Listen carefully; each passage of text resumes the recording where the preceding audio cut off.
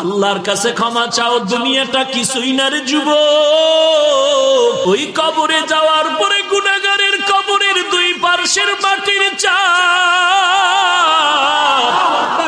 পাজরের হাড় চুরমার হয়ে যাবে। একটা নয়, দুটো নয়, 70 থেকে 99টা সাপের কামড়। কবরের ভিতরে জাহান্নামের আগুন। এরে বান্দা, এখনো কি আল্লাহর রাস্তায় ফিরে আসবি না? আল্লাহ দেখায় দেয় দুনিয়ার বিল্ডিং এর আগুনে কত যুবকের লাশ, আর চিৎকারের আওয়াজ, বাঁচাও বাঁচাও। একটু চিন্তা করে দেখ, যখন আগুন লাগছিল শরীরের মধ্যে তখন ওদের কেমন লাগছিল, অবস্থাটা কেমন হয়েছিল।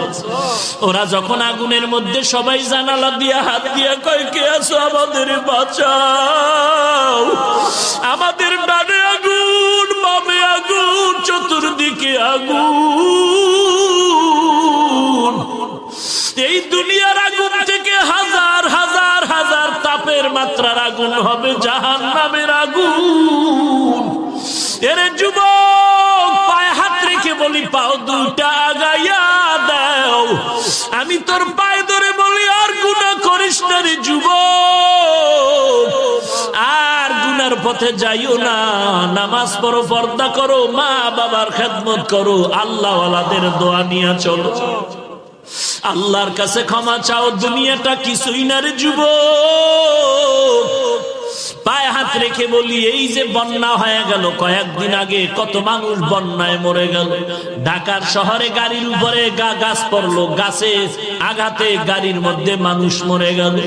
এরে বান্দা, এখান থেকে ঘরে যাওয়ার কোনো গ্যারান্টি নাই। আবার রাত্রে বেলা ঘুমাবি, ভোরবেলা উঠার কোনো গ্যারান্টি নাই। পায়ে হাত রেখে বলি, রে বাবা, তোর মতো যুবক স্কুলে পড়ে নামাজ ছাড়ে না, তুমি কেন পারবা না? তোমার মতো যুবক চাকরি করে নামাজ ছাড়ে না, তুমি কেন পারবা না? কিসের বাহাদুরি করো? কিছুই না। পায়ে হাত রেখে বলি, তওবা করে নাও, চোখের পানি ছেড়ে আল্লাহর কাছে ক্ষমা চাও, আর বলো, আল্লাহ, এই ময়দানে আমার মতো গুনাহগার কেউ নাই, তুমি মাফ করে দাও।